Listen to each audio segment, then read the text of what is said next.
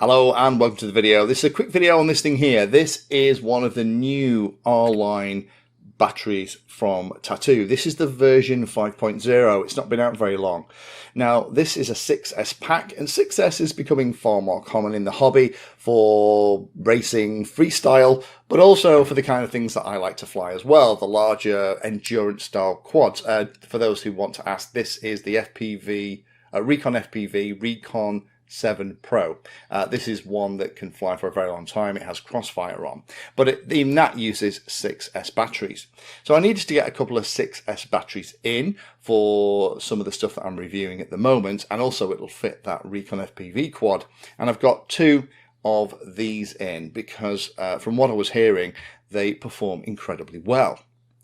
Now these things are really designed for flying freestyle or racers where they need a very high C output. These are 150C. There's a couple of different versions available. I've got the 1400 6S packs here with 31.08 watt hours of energy inside.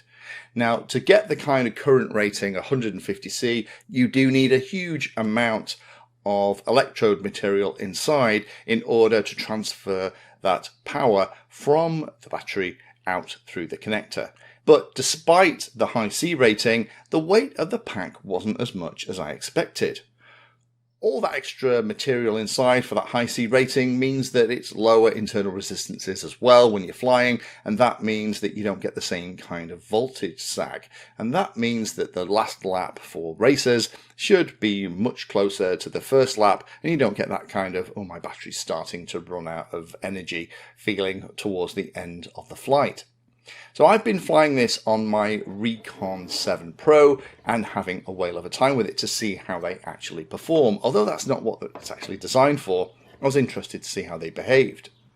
And the stuff that I found is flying my larger quad on this 1400 pack is an absolute breeze. I'm getting about 8 minutes out of the 1400 pack. Interestingly, the current sensor on the Recon 7 I think needs some tweaking because it was telling me the battery was empty after only a handful of minutes, but after landing and checking the battery the very first flight, it was clear that that was overreading. Voltage sag on these batteries is incredibly small, and aggressive use of the throttle doesn't bog down the voltage like other batteries do. It seems pretty immune to very aggressive throttle moves. Power delivery as the pack empties is also very good. It's lots of power right to the very end of the flight.